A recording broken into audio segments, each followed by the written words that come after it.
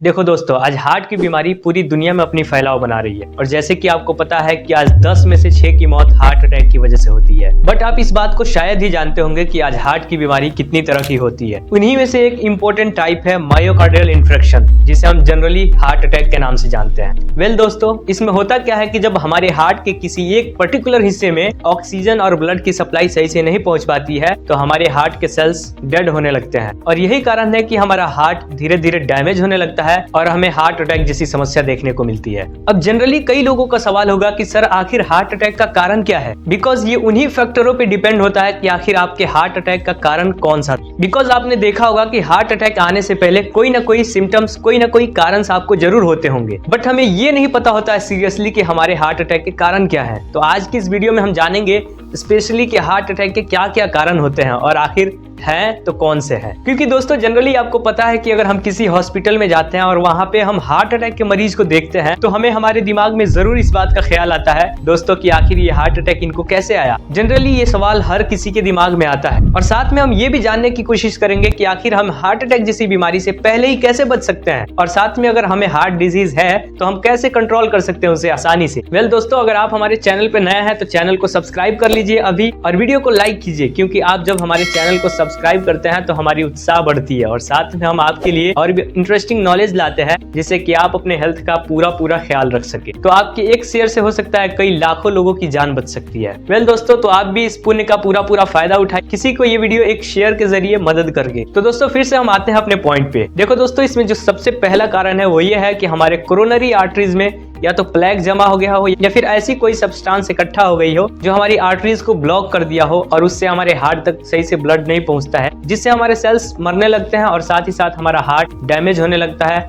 और यही कारण है कि हार्ट अटैक आ जाता है। इसमें दूसरा कारण है दोस्तों कि हमारे कोरोनरी आर्टरीज में कोई प्लेग जमा हो जाता है किसी कारणवश, जिससे हमारी ब्लड सप्लाई सही से नहीं हो पाती है और ये भी एक हार्ट अटैक का कारण बनता है। और दोस्तों आपने देखा होगा कई बार हमारे आर्टरीज में फैट डिपॉजिट हो जाता है जिसकी वजह से हमारा ब्लड सही से हार्ट तक नहीं पहुंच पाता है और ये भी रीजन होता है हमारे हार्ट अटैक का। जैसे कि दोस्तों एग्जांपल के तौर पे आप समझ लीजिए कि अगर कोई पाइप है उसमें पानी अच्छे से पूरा फुल जा रही है और उसी दौरान उसमें कोई रोड़ा आ जाता है या फिर कोई ऐसी चीजें आ जाती है जो उस पाइप की रुकावट डाल देती है, तो होता क्या है जनरली कि उस पाइप से पानी की फ्लो स्लो हो जाती है, क्योंकि जब पानी पूरे तरीके से जाएगा नहीं बिकॉज उसमें रोड़ा आ गया है। और दोस्तों सेम यही फंडा है कि हमारे आर्टरीज में कई बार फैट डिपॉजिट हो जाता है या फिर कोई ऐसा सब्सटेंस इकट्ठा हो जाता है जिससे कि हमारी रक्त नालिका जो है वो ब्लॉक होने लगती है और हमारे हार्ट तक सही से ब्लड पहुंच नहीं पाता है, जिससे हमारे सेल्स डैमेज होने लगते हैं और धीरे धीरे यही कारण हार्ट अटैक का कारण बन सकता है। और दोस्तों चौथा कारण है इसका कि कई बार हमारे हार्ट के आर्टरीज में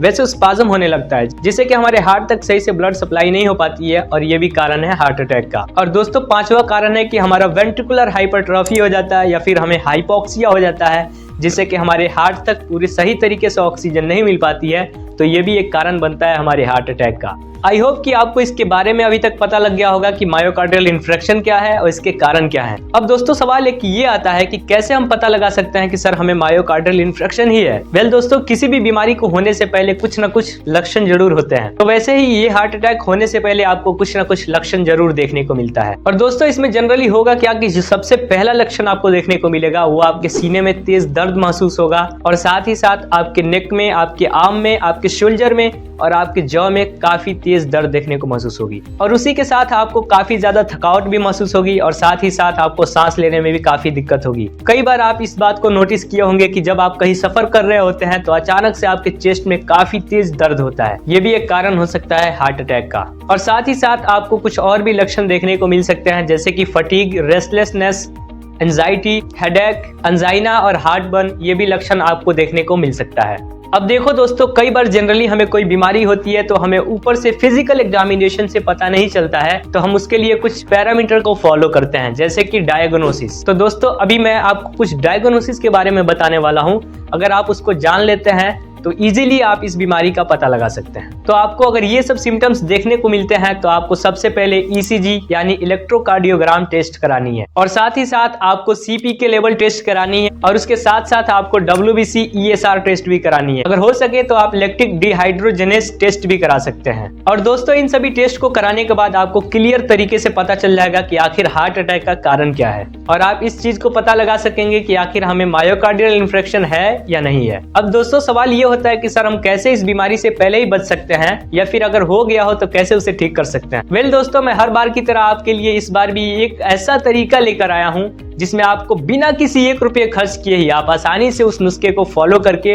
अपनी हार्ट अटैक जैसे बीमारी से बच सकते हैं। तो दोस्तों, जैसे कि आपको पता है कि अगर आप अल्कोहल एडिक्टेड हैं तो आप आज से ही अल्कोहल को बाय बाय बोल दीजिए, वरना यही अल्कोहल हो सकता है आपके जिंदगी को बाय बाय बोल जाएगा। तो इसलिए आप अगर अल्कोहल डेली लेते हैं तो दोस्तों आज से ही अल्कोहल का लेना बंद कर दीजिए। और दोस्तों, साथ में इस बात का भी आपको पता ही है कि आज सिगरेट पीने वाले काफी ज्यादा तादाद में है, इसलिए अगर आप सिगरेट या फिर कोई भी ऐसी स्मोकिंग करते हैं तो दोस्तों आज से ही स्मोकिंग को छोड़ दीजिए, नहीं तो ये आपके हार्ट अटैक के साथ साथ आपके लंग्स को भी गंभीर खतरे में डाल सकता है। और दोस्तों, तीसरा जो है वो है अवॉइड कोलेस्ट्रॉल। बिकॉज दोस्तों, आपने देखा होगा कि आज मार्केट में जाते ही हमारी जीभ चटकारा लेने लगती है। अब दोस्तों, मार्केट में जाते ही हमारे दिमाग में ये ख्याल आता है, यार ये चीज भी खा लेते हैं, यार ये बहुत ही चटपटा है, इसको भी खा लेते हैं। लेकिन दोस्तों, आपको पता नहीं है कि वही मार्केट की चीज, वही तली हुई चीज आपको एक दिन हार्ट अटैक का कारण बन सकती है। इसलिए दोस्तों, कोई भी मार्केट की चीज हो जो कि ऑयली हो, या फिर कोई भी चीज जो तली हुई हो, या कोई भी प्रोसेस्ड फूड या जंक फूड हो, तो दोस्तों मार्केट की इन सभी चीजों से आप जरूर बचिए। और दोस्तों, जैसे कि आपको मायोकार्डियल इन्फेक्शन की अगर समस्या है तो आपको सबसे ज्यादा बेड रेस्ट लेनी चाहिए। और नेक्स्ट चीज कि अगर आप खाना खाने जाते हैं और आपको खाने में ऊपर से नमक चाहिए तो दोस्तों आज से ही आप साल्ट का कंजप्शन कम कर दीजिए।